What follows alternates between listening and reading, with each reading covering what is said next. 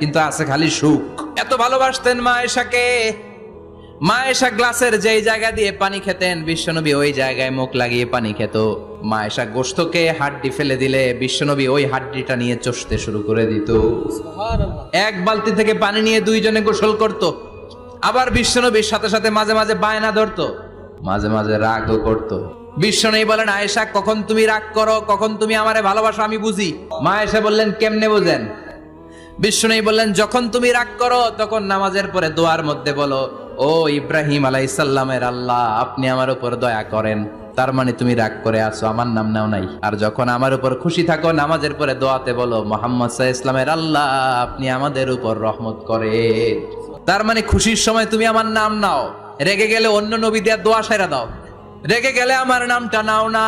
মা আয়েশা বলে, নবী গো, আমি তো শুধু নামটাই মুখ দিয়ে নেই না, কিন্তু কলিজা থেকে তো আপনারে বাদ দিতে পারি না।